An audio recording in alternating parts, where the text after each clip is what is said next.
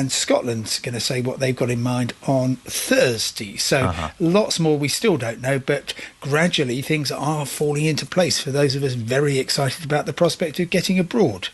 Which I think is quite a lot of us. I want to bring in Julia now, Bue-Said, CEO of the Advantage Travel Partnership, which represents travel business across the UK. Evening, Julia. Hello, hi there. So you must be pretty happy that there are some dates on when travel can resume. Very happy that there are dates. Lot more optimistic than we were few weeks back, but. Still lots and lots of detail to work through, still lots of complications, unanswered questions. So we're very excited because we at least have the dates and we can start thinking forward and thinking ahead. But there is an awful lot to consider, particularly around the obviously jetting off to international waters. There's still quite a lot that we need to work through and understand. I guess you're not so happy that Grant Shapps has said it's sort of too early to book at the moment. I'm never happy. I mean, Simon knows that full well as well. So never happy when he says. That's why I booked you, Julia. I love someone who's guaranteed to be unhappy. It's the most frustrating comment out of every comment that is ever made that confuses not only the industry but the general public. It's the most frustrating comment ever. I mean, it's the one that causes so much confusion, and completely unnecessary. It's just not necessary to say. Now is not a time to book a holiday. It's just completely unnecessary and to be honest, completely unfounded as well. There are many ways of booking to make sure that your consumers are protected both from financially, but also there are so many flexible options now. The industry has really worked hard to make sure that consumers can book in advance. They can book with flexible options. So in the event of needing to cancel due to any COVID reasons, then they're able to either cancel with a full refund or choose alternative dates. So it's frustrating. I was trying to think of an analogy but I can't. But he doesn't come out and say that he can't. He doesn't come out and say don't buy a car. Thanks for your honesty. But So a bit frustrating there when everyone wants to look forward to something, and the fact that you're being told you're not allowed to book a holiday is just ridiculous. Have you got an analogy for me, Simon? I suppose it is simply the absurdity. Well, no, it's not an analogy at all. It's an analysis, Rick. Which I'll take an analysis. Yeah, why not? Yeah. Okay. You have this extraordinary situation where the Transport Secretary, Grant Shapps, the man responsible for looking after the travel industry, is actively damaging it by saying do not book a holiday. And he's not alone in that at all. You've got all kinds of other Conservative ministers, such as Priti Patel, saying that. But it's right across the political spectrum. So Yvette Cooper of Labour, Nick Thomas-Simons, the Labour Home Secretary, all saying don't book a holiday yet. And in Scotland, Nicola Sturgeon saying exactly the same. What I think they mean to be charitable to them is, if you're going to book a holiday, bear in mind it might not go ahead, and so therefore you, of course, need to find out what the cancellation conditions are if it doesn't going ahead.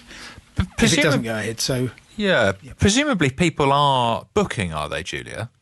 Oh yes, no, they are, and what we've certainly seen, it's been in stops and starts. To be fair, so when you get a bit of good news, when you get the roadmap announcement, the vaccine deployment, when that all started to happen, we see peaks in bookings, and that's certainly been the case for the last few weeks. And actually, when you hear where the confusion ends up coming, but where you see positivity around destinations opening up, we all get very excited and start thinking about where we want to go and what we want to book. So people are booking. What we are seeing and what our members are encouraging is, look, if you want to book for 17th of May onwards, let's just explain what you could be up against. What we're trying to encourage consumers to think about is, if you want to book and you want to travel September onwards, then we're pretty confident that your travel arrangements will take place.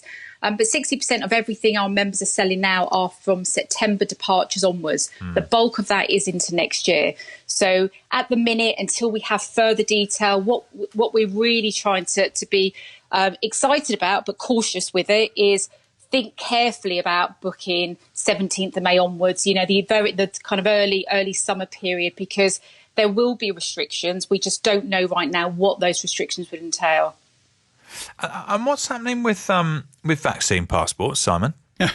Yes, well, quite a lot of people are saying, I've had me jabs, or certainly I've had one of them. I didn't seem to get a vaccine passport. No. That's because there's lots and lots of talk and there's no action. So just to remind people what the concept here is, it is that Rick Edwards, in the many, many months before he when he gets his jab, will get something which is basically quite possibly a digital something on an app saying that, yep, he's had both doses, he's waited 2 weeks, and he's good to go. Alternatively, it might say that Julia's actually recovered from COVID, and she had the disease this long ago, and so therefore we regard her as having antibodies. Or it might say that Simon hasn't had the jab. That might be for medical reasons, it might be for personal choice, but he's been tested and here's the score. And the idea is that with one of those ingredients, a country will be more prepared to let you in. Huge amounts of controversy about it, because is this creating a two-tier society, people who've been jabbed and people who haven't? Are you going to find that the information that a country needs to know about you, Rick, is on a database that anybody anywhere in the world in the travel industry or in government can access? People are unhappy about that. And there's also the reality that actually this might just be a very, very short-term thing. And when the UK, let's hope, manages to get COVID down to a level where it's endemic, so it's stable and manageable, everybody will have sort of slightly forgotten about it. And we got a bit of evidence just in the past 24 hours that is actually going to be a way forward. Right. This communique arrived from the French Foreign Ministry saying, it's terrible here, we've got the British variant everywhere, it's awful.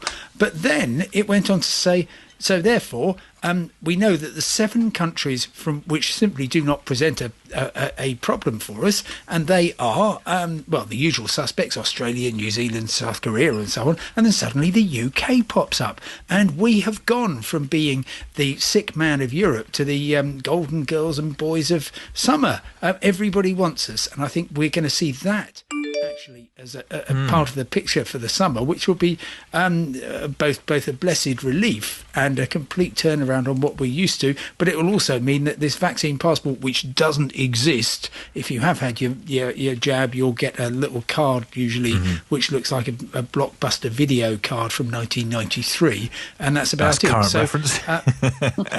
So they don't exist. Loads of people working on them. Lots of argument about the best way to do it, but simply no action so far. Have you seen any patterns at all, Julia, in where people are booking? We have. So at the moment, our top of the list is Greece. So back to the point I talked about, where we start to see really clear trends of when news comes out regarding destinations opening up. And at the moment, Greece has moved to our number 1 spot. Spain is right behind it, and it continues to be. And that's that I guess you'd expect, really. The US actually was about 3rd or 4th. It's moved down to about 6th in terms of our kind of top league at the moment. But it's changing ever so quickly. Every week we're seeing different changes. But definitely, as soon as we see some positive announcement from in destinations, we can correlate that back to our figures as well, which is really interesting. And so, I mean, I've got to ask you both this, really, haven't I? And I'll ask Mohammed as well. Simon, have you got anything booked? No, I haven't, and that's not because I'm not going to be first at check-in on the 17th of May, assuming that happens. And bear in mind, that's the earliest the government says that it might happen in England. Other US nations may be something different. And while I'm absolutely confident about booking a proper package holiday through a real travel agent, I haven't, simply because we just don't know what's going to happen. I mean, one scenario on the 17th of May is that the government will say, yes, you can go, but only only to these 6 countries where we're happy that the levels are low enough. So it might conceivably be Israel. It might, by then, let's hope, be somewhere like France, in which case I'll just nip across the channel and that'll be lovely. So I'll be there. I just don't know where it is yet. And I will, I think, like a lot of people, be making up for lost time after that, doing all the travelling I haven't done over the past year, to kind of, well, first of all, purely out of selfishness, but of course tourism is vitally important for an awful lot of people, including Julia's member companies, and I'll be doing what I can to contribute there. How about you, Julia? Anything booked so far? Oh, of course I have, yes. So I've got my main summer holiday all booked. In all fairness, I was due to go last year, but clearly couldn't travel. But I'm off to, well, I am off. I'm going to be very confident in my how I say this, but I'm going to Sardinia for my holiday in August. So I've got a little while to wait. So 10 days with the family, and I really, really cannot wait. Any lingering anxiety that it might not happen? No, well, I think we've got used to just seeing how things go. So we'll keep a close eye on it, and I think like everyone, like life at the moment, throws the unexpected at us, and we just get on and deal with it. I think that's all we can do. For my well-being, I need something to look forward to. It's when I think about it, and even talking about it now makes me very happy. So. I think to have something in the diary is great, and I know that if I need to change it, there are flexible options there for me to be able to change it. So, yeah, hopefully I won't need to.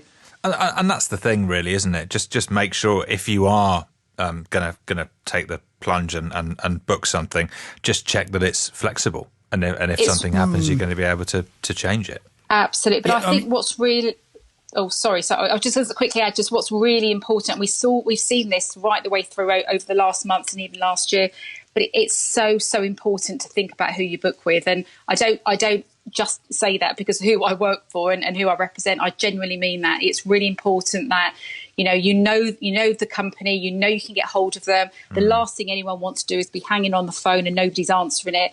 You really need that human connection, somebody that you absolutely trust that's going to support you. Navigating travel is going to be complex for the foreseeable future, and duty care. And travel agents provide that. They're great at duty care and looking after their customers, and that's what we want to make sure as an industry our customers do get. What were you going to say, Simon? Sorry. I was simply just going to pick up and say that be really aware that at the moment a huge amount has to be dismantled in terms of returning to the UK before it becomes tolerable for a holiday. So at the moment, of course, you've got to fill in this new form, the declaration to travel before you even go abroad.